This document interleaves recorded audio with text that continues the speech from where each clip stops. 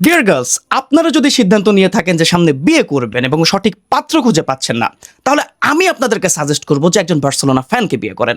কারণ আমার যতটুকু জানা যে একটা সুখী দাম্পত্য জীবনের সিক্রেট হচ্ছে রাগ কন্ট্রোল করা। এবং একজন বার্সেলোনা ফ্যান রাতে 2টা বাজে তার টিমের খেলা দেখে যেভাবে তার রাগ কন্ট্রোল করে, এরপর সে আর মানুষের কাতারে থাকে না, সে হয়ে যায় মহামানুষ, মহামানবের কাতারে চলে যায়। কারণ গতকাল রাতে বার্সেলোনা এলচের এগেনস্টে যেভাবে খেলছে, লিটারালি নিজের রাগটা আমি যেভাবে কন্ট্রোল করছে, আমার কাছে মনে হয়েছে যে আমি আর সাধারণ মানুষের কাতারে আমি আর নাই, আমি মহামানব হয়ে গেছে। আমারে আর আপনারা সাধারণ মানুষের কাতারে আপনারা রাখতেই পারবেন না। আমাকে কেন, আমার যেসব কুলার্স ভাই ব্রাদার আছে তাদেরকে আপনারা রাখতে পারবেন না। আমি যে মানুষ বার্সেলোনা ছোট থেকে ছোট ইনফরমেশন ম্যাচের সময় পোস্ট করে থাকি, রিয়াক্ট আসুক না আসুক আমি পোস্ট করবই, সে জায়গায় কালকে ম্যাচ চলাকালীন সময় আমি একটা পোস্টও করি নাই। 6 মিনিটের মাথায় লামিন ইয়ামালের গোলের পর পোস্ট করার দরকার ছিল, বাট ওই সময়টাতে আমি এত বেশি টায়ার্ড ছিলাম, এত বেশি এক্সস্টেড ছিলাম, এত বেশি ফ্রাস্ট্রেটেড ছিলাম, কারণ সারাদিন আমি কাজ করছি। এরপর রাতের বেলা এসে যখন লামিন ইয়ামালের গোলটা দেখলাম আমার কাছে ভালো লাগছে, বাট এরপর যেটা হইছে, 30টা শট, 8টা শট অন টার্গেট, আমাদের গোল 3টা। এখন যারা সকালবেলা ঘুম থেকে উঠে জাস্ট স্কোরটা দেখছেন, 3-1 দেখছেন, দেখার পর আপনাদের কাছে মনে হচ্ছে যে আচ্ছা ঠিক আছে, এটা তো ভালো একটা স্কোর হয়েছে, বার্সেলোনা 3 পয়েন্ট গেইন করছে, রিয়াল মাদ্রিদ চাপে আছে, যে কোনো মুহূর্তে যে কোনো কিছু হতে পারে। বাট খেলাটা তো সেটা বলে নাই ভাই, খেলা সেটা বলে নাই ভাই। যেভাবে আমরা কালকে নিজেদের রাগ কন্ট্রোল করছি, আমরা যেভাবে করছি, আমি চিন্তা করতেছি হ্যান্সি ফ্লিক কীভাবে করছে। বার্সেলোনা একটা আজব টিম ভাই, বার্সেলোনা একটা আজব টিম। এরা একদিন ফার্স্ট হাফে খেলবে জঘন্য, তারপরে এসে মারবে ধুমাদার, এরপরে এক ম্যাচে তারা এত জটিল জটিল ভাবে তাদের চান্স মিস করবে, আপনার কাছে মনে হবে যে এই টিমটা এক্সিস্ট করতেছে কেন। কিন্তু লাস্টে এসে আবার 2টা দুর্দান্ত গোল দিবে, শেষে গিয়ে হচ্ছে জয়টা নিয়ে চলে আসবে। আমরা ভাই বার্সেলোনা ফ্যান যারা আছি, আমরা আছি অন্য ধরনের একটা ডিলেমার মধ্যে। আমাদের পরিস্থিতি আমরা কাউকে বুঝাইতে পারবো না। দেখেন, ফেরান তোরেস এই সিজনে আমি যতটুকু জানি যে আমাদের টপ স্কোরার, বাট এটা দেখে অন্যান্য টিমের ফ্যানরা বলবে যে ওকে ঠিক আছে, এ তো ভালো স্ট্যাট দিচ্ছে, তো স্কোর বোর্ডে তো অনেক বেশি ওর গোল অ্যাসিস্ট সব কিছুই আছে। বাট আমরা তো জানি যে ও কি করে। যেদিন ও গোল করতে থাকে সেদিন ও হয়ে যায় R9, লিটারালি R9 ফেনোমেননের মতো সে গোল করে। আর যেদিন সে মিস করে, আল্লাহ জানে তার মধ্যে কি নিকোলাস জ্যাকসনের আত্মা ঢুকে নাকি, আই ডোন্ট নো। ফেরান তোরেসের বল হেড দিয়ে মারে, বারে লাগে, ব্যাক আসে, চেস্টে লাগে, আবার বাইরে যায়। লিটারালি তখনকার সেই জিনিসটা দেখার পর আমি জীবন থেকে বাঁচার হোপ হারাই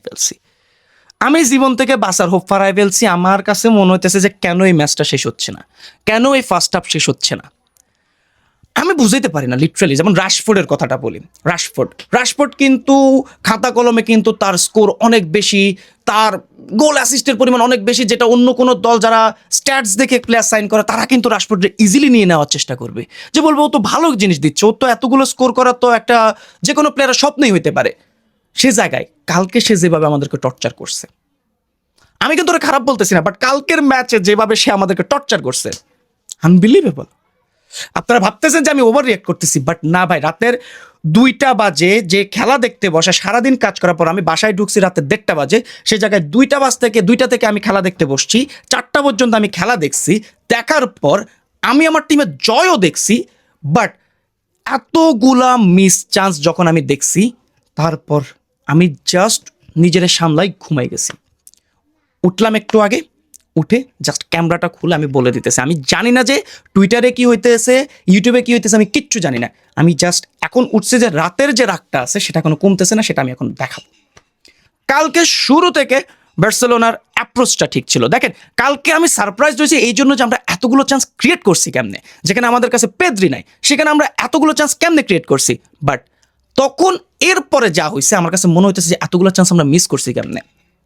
এই জায়গাটাতে আমি অ্যাপ্রিসিয়েট করবো ফ্রেঙ্কি ডিয়ংকে। ভাই লিটারালি এই প্লেয়ারটাকে একটা সময় অনেকেই অনেক হিট করতো, বিকজ তার স্যালারি ইস্যু ছিল, এটা ছিল সেটা ছিল, এবং এখন আমরা বুঝতেছি যে এটাগুলো অনেকটা মিডিয়া ট্রায়াল হয়েছিল তার উপর। বাট মাঠে সে যেভাবে পারফর্ম করে, পিওর ক্যাপ্টেন ম্যাটেরিয়াল।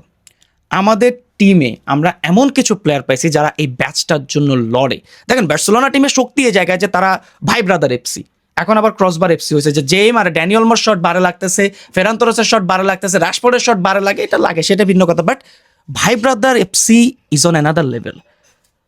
যে এটা খেলাটা দেখে না আজকে সুনাম করবো না, আজকে রাখ, আজকে আমি রাখ। আমার কাছে মনে হচ্ছে হ্যান্সি ফ্লিকও আগে আছে, যে নামতেছে ফার্স্ট হাফে আমরা দেখলাম যে রাফিনাও মিস করতেছে ভাই, Fermin Lopez open goal miss করতেছে, সেই জায়গাটাতে আমি আর কার কথা কি বলবো।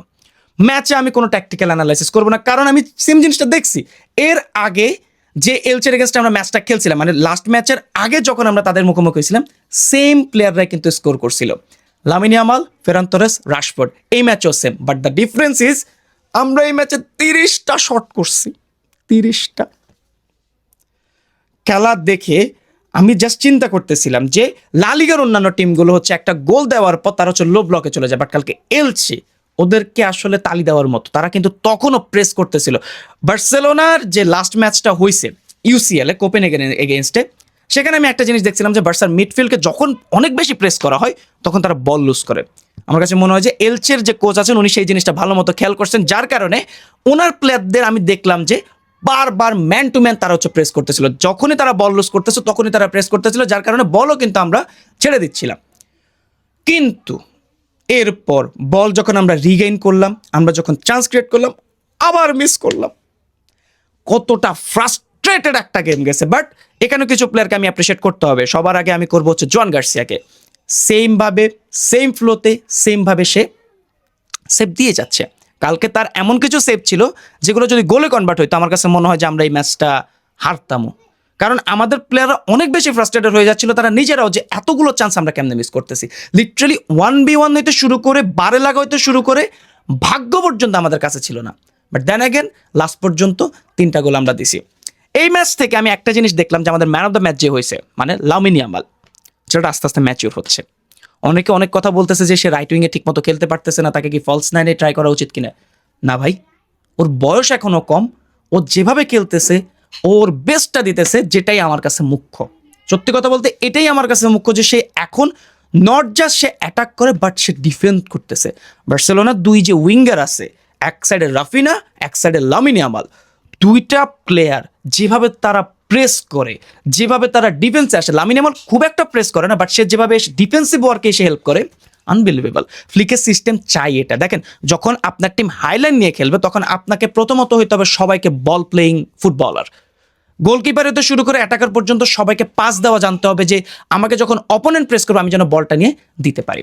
এর উপর যখন হাইলাইন খেলবেন আপনি, আপনার ডিফেন্ডাররা অনেক উপরে চলে যাবে, যার কারণে ডিফেন্ড করার যে দায়িত্বটা এটা শুধু ডিফেন্ডার বা সেন্টার ব্যাক বা ফুল ব্যাকদের হাতে থাকে না, পুরো দলটাকে কিন্তু ডিফেন্ড করতে হয়।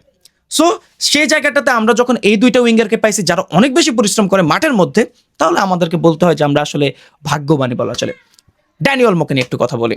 দেখেন, ড্যানি অলমোকে নিয়ে অনেক হেট্রেট ছড়াইছে, অনেক কিছু হয়েছে, এবং দেখেন আমরাও কিন্তু অনেক কথাই বলছি, বাট এখন পেদ্রি না থাকার কারণে পেদ্রির সেই পজিশনে সে যেভাবে খেলে, সে একবার অ্যাটাকিং মিডফিল্ডার হিসেবে খেলতেছে, আর একবার সে একটু নিচে নেমে ডাবল পিভট রোলে ফ্র্যাঙ্কের সাথে খেলতেছে। এই জায়গাটাতে সে যখন খেলতেছে আসলে তখন বলা যায় যে প্লেয়ারটার মধ্যে ক্যাপাবিলিটি আছে, বাট কনফিডেন্সের অভাবে সে সেটা পারতেছে না।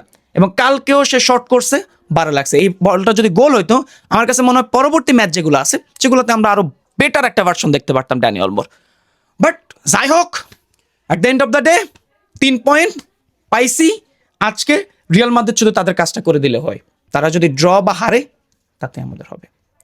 আর বাই দ্য ওয়ে, আমি একটা জিনিস চিন্তা করতেছি যে শুধুমাত্র বার্সেলোনার ম্যাচ কেন, রিয়াল মাদ্রিদের ম্যাচটা একটু রিভিউ করা যায়, বাট আমার ভয় লাগে। সত্যি কথা বলতে আমি ওইরকম কোনো পার্সন না যে গালিগালাজ সহ্য করেও টিকে থাকবে।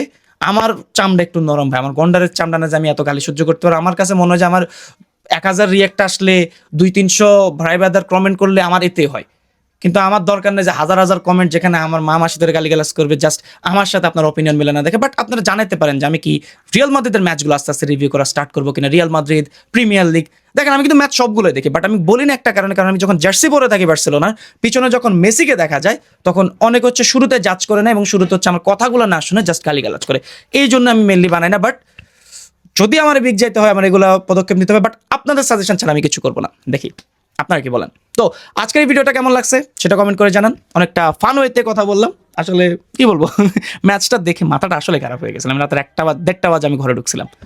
তো আপনার কাছে কালকে স্ট্যান্ড আউট পারফরমেন্স কার লাগছে সেটা কমেন্ট করে জানান। আর পরবর্তী ভিডিও পর্যন্ত সবাই ভালো থাকবেন, সুস্থ থাকবেন। সবাইকে আসসালামু আলাইকুম।